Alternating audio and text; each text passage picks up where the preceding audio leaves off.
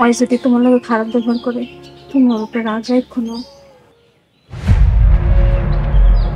বাহ, খুব সুন্দর। অসময় আয় বললাম মনে হয় না?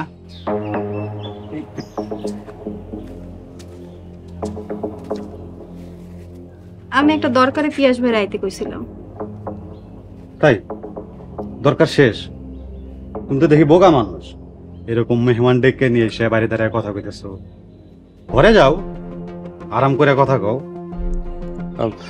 আমি গেলাম তোমা। পিয়াস ভাই, এখনই যাইবেন গা? বাইরে দাঁড়ায় তো কিছু খাওয়াইতে পারে নাই। মায়ের আবার খুঁজা বাইর করতে হইব। গেলাম আমি। পিয়াস ভাই, মাঝে মাঝে আমগো বাড়িতে আপনার পাগলি মায়ের খুঁজতে এসে, কোনো অসুবিধা নেই। আমি গেলাম।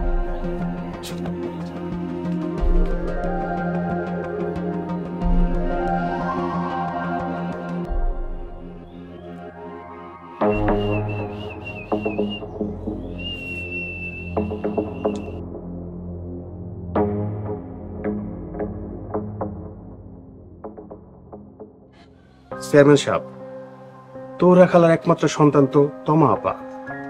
নাজু মিয়ার লগে বিয়া হওয়ার পর তৌরা খালা তো এখন নাজু মিয়ার বাড়িতেই সংসার পাচ্ছে। তো হইছেটা কি? না মানে তৌরা খালার একমাত্র ওয়ারিশ তো তমা আপা। তা তো হইবই। ওই সম্পত্তিতে নাজুর কোনো অধিকার নাই, কারণ এটা তো আমার আগের বাপের দেওয়া সম্পত্তি। এখন জামান ভাই আর তমা আপা চাইতেছে নাজু মিয়া বাড়িটা দখল করার আগেই বাড়িটা বিক্রি করে দিতে। তাই তারা গোপনে আপনার কাছে প্রস্তাব দিছে জমিটা কিনার লাইগা। কিন্তু আমি যতদূর জানি, নাজু তো আমার নিজের মাইয়ার মতোই খাতির যত্ন করতেছে। এগুলো বাইরের খবর, ভেতরের খবর আমি জানি। তাছাড়া সম্পত্তির লোভ বড়ই ভয়ঙ্কর, মায়াও অনেক কঠিন। এই যে দেখেন না, মোল্লাদের লগে আপনাদের বিবাদ। কি কইবি ঘটনা কইলা কর। জমিটা পানির দামে বিক্রি করতেছে। ঘরের জায়গাটা একটু কম আছে, কিন্তু চারপাশ মিলাইয়া ভালোই জায়গা আছে। তাছাড়া জামান ভাইকে দিয়া আমাদের কিন্তু মেলা কাম আছে। আপনি যদি জায়গাটা কিনা নেন তাহলে কিন্তু সব দিক থেকে লাভ হইব। আচ্ছা ঠিক আছে, জমি আমি নিব, কিন্তু কাগজপত্রের একটা বিষয় আছে। আমি যেভাবে কইতাছি কাগজপত্র ওইভাবে সাজাইবে। জমি আমি নেব, ফাইনাল করে কইয়া দিস। যে চেয়ারম্যান সাহেব কোন আগে দেখবি।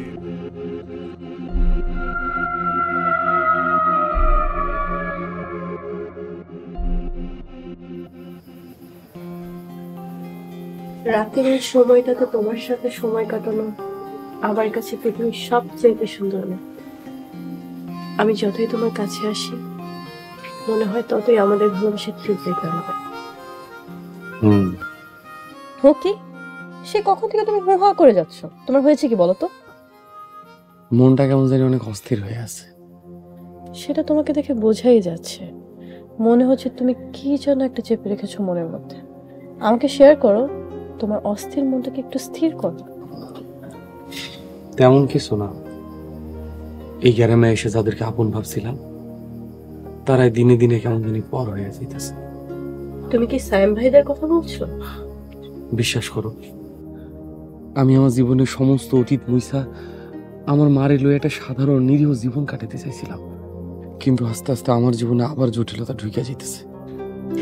সবসময় মানুষ চাইলেই তো তাদের মন মতো জীবন চালাতে পারে না। এই যে ধরো তুমি গ্রামের একটা সাধারণ ছেলে হয়ে প্রেমে পড়েছো গ্রামের সবচাইতে শক্তিশালী বংশের মেয়ের সাথে। তোমার সব হারা পাগলি মার যতটুকু অবশিষ্ট আছে তার উপর এখন নজর পড়েছে গ্রামের সবচেয়ে শক্তিধর দুই বংশের। তাহলে তুমি কিভাবে নিজেকে সাধারণ ভাবো? তাইলে এখন মানে কি করতে হবে? তুমি যেভাবে বলছো তোমার মার জমি তুমি কাউকে দখল করতে দিবা না, ঠিক সেভাবে যদি তুমি তোমার ভালোবাসা হারাতে না চাও তাহলে তোমার ভালোবাসা তোমাকে যুদ্ধ করেই জয় করতে হবে। আর যদি তুমি তোমার অধিকার ছেড়ে দিতে চাও তাহলে সেটা ভিন্ন কথা। না, সাইডে দেওয়ার প্রশ্নই আসে না। আমার মা আর আমার ভালোবাসা দুইটাই আমার জীবনের চাইতে প্রিয় আর আপন। এই দুইটারে বাঁচানোর লাগিয়া আমি আমার নিজের জীবনটাও দিয়ে দিতে পারি। তাহলে ছাগলের মতো শান্তশিষ্ট হয়ে বলির পাঠা হওয়া কোনো বুদ্ধিমানের কাজ না। বাঘের সামনে দাঁড়াতে হবে সিংহের মতো। আমার ভালোবাসার এমন শক্তি স্যারে কখনো হারানো যায় না।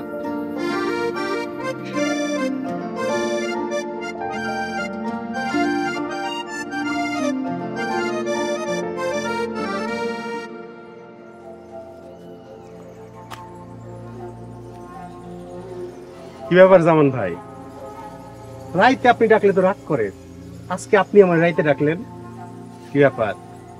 বউ বাড়ি থেকে বাইর করে দিছে নাকি? ধুর মিয়া, মেয়েটা কোনো কথা কইলা?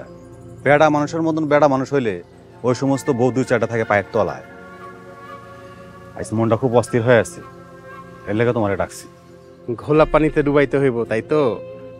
শোনেন জামান ভাই, আপনারে আরো একটা সংবাদ দিই, যেটা শুই না আপনার শরীর আরো চাঙ্গা হয়ে যাইব। কি সংবাদ?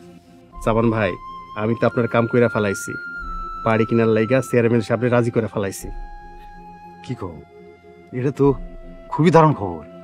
হ ভাই, খালি স্ট্যাম্পে তমাপার সাইন লাগবো, ভোটার আইডি কার্ডের ফটোকপি আর ছবি লাগবো। কি কও?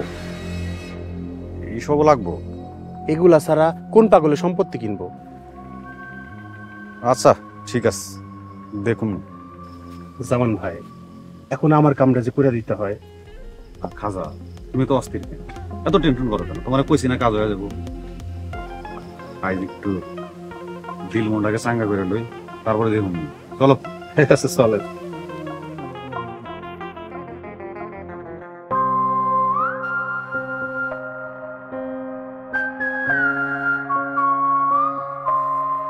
তোর কত বড় কলিজা রে?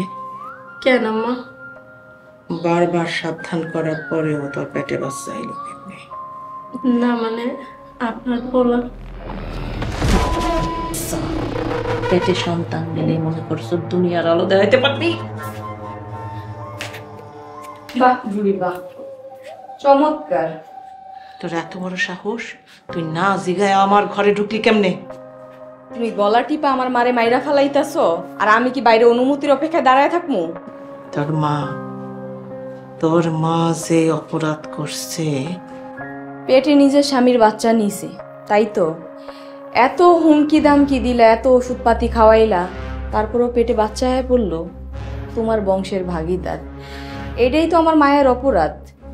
এখন তার শাস্তি কি দিবা? তোমার হাতে মরণ। চুপ কর মা, তুই এখান থেকে যা। তোর দাদির বাতের ব্যথা, আমি একটু পা টিপে দিতেছি। বুড়ির কোন জায়গায় ব্যথা এটা আমি খুব ভালো করেই জানি। আজকে তোমার সেবায় বুড়ির আর আরাম হইব না। তুমি আহো আমার লোকে। কি করতেছিস মা? ওটা তো যাও, করে যাও।